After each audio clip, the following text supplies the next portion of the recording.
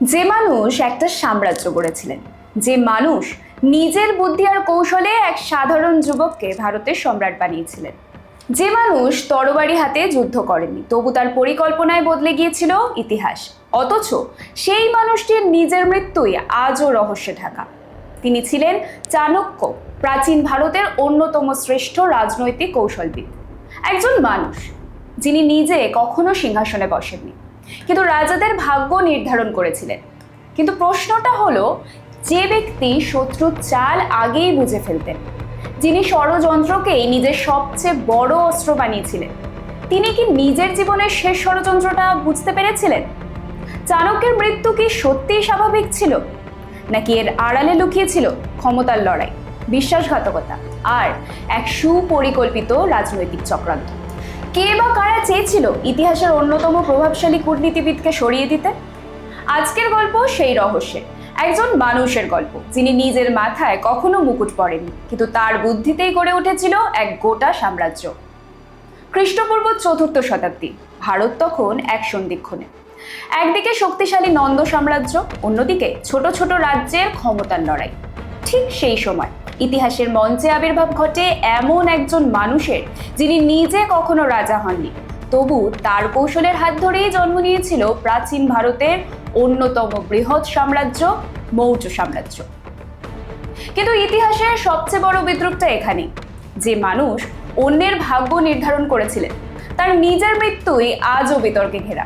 কোথাও বলা হয়েছে তিনি রাজনৈতিক ষড়যন্ত্রের শিকার, কোথাও দাবি করা হয়েছে অপমান আর ভুল বোঝাবুঝির পর তিনি নিজেই জীবন বিসর্জন দেন। আবার অনেক ইতিহাসবিদ এও মনে করেন এসব কাহিনীর পক্ষে নির্ভরযোগ্য সমসাময়িক কোনোই প্রমাণ নেই। তাহলে সত্যিটা কি? চাণক্যের মৃত্যু কি সত্যি একটি হত্যাকাণ্ড ছিল, নাকি সময়ের সঙ্গে তৈরি হওয়া আরেকটি কিংবদন্তি? সেই উত্তর খুঁজতেই আমাদের ফিরে যেতে হবে প্রায় ২৩০০ বছর আগে। চাণক্যের আসল নাম ছিল বিষ্ণুগুপ্ত, তাকে কৌটিল্য নামেও উল্লেখ করা হয়। তার জন্মস্থান নিয়েও ঐতিহাসিকদের মধ্যে মতভেদ থাকলেও প্রাচীন ভারতের অন্যতম শ্রেষ্ঠ শিক্ষা কেন্দ্র তক্ষশিলার সঙ্গে তার নাম গভীরভাবে জড়িয়ে আছে। সেই সময় তক্ষশিলা শুধু শিক্ষার কেন্দ্র ছিল না, ছিল রাজনীতি, অর্থনীতি, দর্শন এবং সামরিক কৌশল শেখার অন্যতম গুরুত্বপূর্ণ স্থান। সেখানেই গড়ে ওঠে চাণক্যের অসাধারণ রাজনৈতিক চিন্তাভাবনা। তিনি বুঝেছিলেন একটি রাষ্ট্র শুধু শক্তির ওপর দাঁড়িয়ে থাকে না, তাকে টিকিয়ে রাখতে প্রয়োজন সুশাসন, অর্থনীতি, কূটনীতি এবং সঠিক সময়ে সঠিক সিদ্ধান্ত। এই কারণেই পরবর্তীকালে তার নাম জড়িয়ে যায় অর্থশাস্ত্রের সঙ্গে। কিন্তু ইতিহাস চাণক্যকে শুধু একজন পণ্ডিত হিসেবে মনে রাখেনি, তাকে মনে রেখেছে এমন একজন মানুষ হিসেবে যিনি নিজের জ্ঞানকে কাজে লাগিয়ে বদলে দিয়েছিলেন ভারতের রাজনৈতিক ইতিহাস। আর সেই গল্পের শুরু হয়েছিল নন্দ সাম্রাজ্যের পতনের মধ্য দিয়ে। ইতিহাসে এমন কিছু মুহূর্ত থাকে যা শুধু একজন মানুষের জীবন নয়, বদলে দেয় একটি সভ্যতার ভবিষ্যৎ। চাণক্যের জীবনেও তেমনই একটি মুহূর্ত আসে নন্দ সাম্রাজ্যের সময়। তখন মগধ ছিল উত্তর ভারতের সবচেয়ে শক্তিশালী রাজ্য। বিপুল সম্পদ আর বিশাল সেনাবাহিনী থাকা সত্ত্বেও সাম্রাজ্যের ভেতরেই অসন্তোষ বাড়ছিল। প্রাচীন কিছু বর্ণনা অনুযায়ী নন্দ রাজা ধননন্দের দরবারে অপমানিত হওয়ার পর চাণক্য প্রতিজ্ঞা করেছিলেন, নন্দ বংশের পতন না ঘটানো পর্যন্ত তিনি একেবারেই থামবেন না। যদিও এই ঘটনার সত্যতা নিয়েও মতভেদ রয়েছে, তবে নন্দ শাসনের পতনে তার গুরুত্বপূর্ণ ভূমিকা নিয়ে একেবারেই সন্দেহ নেই। এই লক্ষ্য পূরণের জন্য তিনি বেছে নেন এক তরুণকে, চন্দ্রগুপ্ত মৌর্য। একজন ছিলেন কৌশলের মস্তিষ্ক, অন্যজন সেই কৌশলের বাস্তববিদ।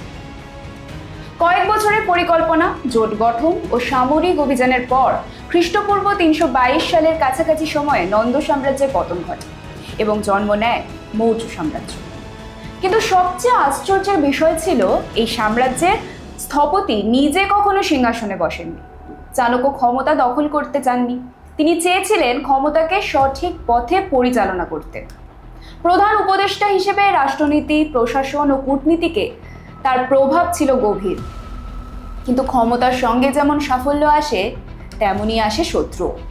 আর মৌর্য দরবারে চাণক্যের সবচেয়ে বড় লড়াই শুরু হয়েছিল বাইরের নয়, সাম্রাজ্যের ভেতরে। একটি সাম্রাজ্য গড়ে তোলা যতটা কঠিন, তাকে টিকিয়ে রাখা তার চেয়েও অনেক বেশি কঠিন। চন্দ্রগুপ্তের প্রধান উপদেষ্টা হিসেবে মৌর্য দরবারে চাণক্যের প্রভাব ছিল অসাধারণ। কিন্তু ইতিহাস বারবার দেখিয়েছে ক্ষমতার সবচেয়ে কাছের মানুষকেই ঘিরে সবচেয়ে বেশি জন্ম নেয় ঈর্ষা, বিরোধ আর ষড়যন্ত্র। চাণক্যের ক্ষেত্রেও তার ব্যতিক্রম হয়নি। প্রাচীন সাহিত্যিক উৎস, বিশেষ করে মুদ্রা রাক্ষসে নন্দ রাজবংশের বিশ্বস্ত মন্ত্রী অমাত্য রাক্ষসের উল্লেখ পাওয়া যায়। যদিও এই নাটকটি চাণক্যের সময়ের বহু পরে রচিত, তবুও এটি তার রাজনৈতিক কৌশল সম্পর্কে একটি গুরুত্বপূর্ণ ধারণা দেয়। এই কাহিনী অনুযায়ী চাণক্য বুঝিয়েছিলেন একটি সাম্রাজ্য শুধু শত্রুকে পরাজিত করেই শক্তিশালী হয় না, কখনো কখনো সবচেয়ে যোগ্য প্রতিপক্ষকেও নিজের পক্ষে নিয়ে আসতে হয়। আর সেটাই ছিল তার সবচেয়ে বড় শক্তি। কিন্তু ক্ষমতার এই খেলার মাঝে ধীরে ধীরে জন্ম নিতে থাকে নতুন শত্রু, নতুন সন্দেহ আর ষড়যন্ত্র। আর সেখান থেকেই শুরু হয় চাণক্যের জীবনের সবচেয়ে বিতর্কিত এক অধ্যায়। চাণক্যের মৃত্যুর রহস্যের কথা উঠলেই সবচেয়ে বেশি শোনা যায় একটি গল্প, বিষের গল্প। তবে এই কাহিনী সরাসরি তার মৃত্যু নয়, বরং মৌর্য দরবারের একটি বহুল প্রচলিত কিংবদন্তি। কিন্তু প্রাচীন জৈন বর্ণনা অনুযায়ী সম্ভাব্য বিষ প্রয়োগ থেকে সম্রাটকে রক্ষা করতে চাণক্য নিয়মিত অল্প অল্প করে চন্দ্রগুপ্তকে বিষ খাওয়াতেন, যাতে তার শরীরে বিষের বিরুদ্ধে প্রতিরোধ ক্ষমতা তৈরি হয়। কিন্তু একদিন সেই বিষ মিশ্রিত খাবার দুর্ঘটনাবশত খেয়ে ফেললেন চন্দ্রগুপ্তের গর্ভবতী স্ত্রী দুর্ধরা। তাকে বাঁচানো না গেলেও কাহিনী অনুযায়ী গর্ভস্থ শিশুকে উদ্ধার করা হয়, আর সেই শিশুই পরবর্তীকালে সম্রাট বিন্দুসার হন। গল্পটি নিঃসন্দেহে নাটকীয়, কিন্তু এর পক্ষে কোনো সমসাময়িক নির্ভরযোগ্য প্রমাণ নেই। এটি মূলত পরবর্তী সময়ের জৈন ঐতিহ্য ও সাহিত্যিক বর্ণনার উপর ভিত্তি করে গড়ে উঠেছে। তাহলে যদি এই গল্পই সত্য না হয়, চাণক্যের শেষ পরিণতি কি ছিল? কিছু বর্ণনায় বলা হয় তিনি স্বেচ্ছায় রাজদরবার ছেড়ে চলে গিয়েছিলেন। আবার অন্য কিছু কাহিনীতে এও উঠে আসে রাজনৈতিক ষড়যন্ত্রের এক ইঙ্গিত ছিল। কিন্তু ইতিহাস আসলে কোন গল্পের পক্ষে দাঁড়ায়? এখানে রহস্যটা আরো গভীর হয়ে যায়। কারণ চাণক্যের জীবন নিয়ে আজ আমরা যে তথ্যগুলো পাই সেগুলো সব একই সময়ের নয়। কিছু লেখা হয়েছে তার মৃত্যুর বহু বছর পরে, কিছু এসেছে ধর্মীয় ঐতিহ্য থেকে, আর কিছু সাহিত্যিক রচনা থেকে। তাই একই মানুষকে ঘিরে তৈরি হয়েছে একাধিক গল্প, একাধিক ব্যাখ্যা। প্রাচীন ভারতের ইতিহাসে লেখার পদ্ধতি আজকের মতো ছিল না। একই ঘটনা বিভিন্ন অঞ্চল, বিভিন্ন ঐতিহ্যে আলাদা আলাদাভাবে সংরক্ষিত হয়েছে। ফলে প্রশ্নটা শুধু চাণক্যের মৃত্যু নয়, প্রশ্নটা হলো কোনটা ইতিহাস আর কোনটা কিংবদন্তি। এই প্রশ্নের উত্তর খুঁজতে হলে আমাদের এবার গল্প নয়, প্রমাণের দিকে তাকাতে হবে। চাণক্যের মৃত্যু নিয়ে সবচেয়ে বেশি আলোচনা হয় রাজনৈতিক ষড়যন্ত্রকে ঘিরে, কিন্তু ইতিহাস চমক নয়, প্রমাণের উপর দাঁড়িয়ে থাকে। আর সেখানে এই রহস্য আরও গভীর হয়ে যায়। কারণ এমন কোনো সমসাময়িক নির্ভরযোগ্য উৎস নেই যা নিশ্চিতভাবে বলতে পারে চাণক্যকে হত্যা করা হয়েছিল। তার শেষ জীবনের যে তথ্য পাওয়া যায় তার বেশিরভাগই এসেছে পরবর্তী সময়ে রচিত জৈন, বৌদ্ধ ও সংস্কৃত সাহিত্যিক উৎস থেকে। কোথাও তিনি রাজদরবার থেকে সরে গিয়েছেন, কোথাও অপমানিত রাষ্ট্রনায়ক, আবার কোথাও রাজনৈতিক ষড়যন্ত্রের শিকার। কিন্তু কোনো বর্ণনার পক্ষেই চূড়ান্ত প্রমাণ নেই। তাই নিশ্চিতভাবে বলা যায় না চাণক্যের মৃত্যু কিভাবে হয়েছিল। আবার হত্যার তত্ত্বকেও নির্দ্বিধায় সত্য বলা যায় না। তবে একটি বিষয় স্পষ্ট, ইতিহাসে চাণক্যকে অমর করে রেখেছে তার মৃত্যু নয়, তার চিন্তাধারা।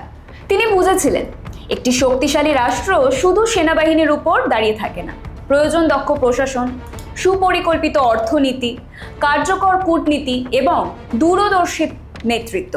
সেই দর্শনই মৌর্য সাম্রাজ্যের ভিতকে শক্তিশালী করেছিল এবং শতাব্দীর পর শতাব্দী ভারতীয় রাষ্ট্রচিন্তাকে প্রভাবিত করেছে। হাজার হাজার বছর পেরিয়ে গেছে, রাজবংশ বদলেছে, সাম্রাজ্য হারিয়ে গেছে, কিন্তু চাণক্যের নাম আজও ইতিহাসের পাতায় অমলিন। কারণ তিনি শুধু একজন রাজাকে পরামর্শ দেননি, তিনি দেখিয়েছিলেন কিভাবে একজন দূরদর্শী চিন্তাবিদ একটি যুগের গতিপথ বদলে দিতে পারেন। তার মৃত্যু হয়তো আজও রহস্য, কিন্তু তার উত্তরাধিকার কোনো রহস্য নয়। তিনি নিজের হাতে কখনো মুকুট পরেননি, তবু তার বুদ্ধিতেই গড়ে উঠেছিল এক সাম্রাজ্য। তাহলে কে হত্যা করেছিল চাণক্যকে? হয়তো ইতিহাসের কাছে সেই প্রশ্নের নিশ্চিত উত্তর কোনোদিনই থাকবে না। কিন্তু একটি বিষয় নিশ্চিত, একজন মানুষ মারা যেতে পারেন, কিন্তু তার চিন্তাধারা ইতিহাসের অনেক দূর পর্যন্ত বেঁচে থাকে। আর সেই কারণেই প্রায় 2500 বছর পরেও চাণক্য শুধু ইতিহাসের একটি নাম নয়, তিনি রাষ্ট্রনীতি, কূটনীতি এবং নেতৃত্বের এক জীবন্ত প্রতীক। হয়তো সেই উত্তর কোনোদিনই পাওয়া যাবে না, কিন্তু সেই অজানা প্রশ্নগুলোর খোঁজ ইতিহাসকে এত বেশি আকর্ষণীয় করে তোলে। চাণক্যের মৃত্যু নিয়ে আপনার মত কি? কমেন্টে জানাতে ভুলবেন না। আর ইতিহাসের এমনই অজানা রহস্য জানতে চ্যানেলটি সাবস্ক্রাইব করে রাখুন।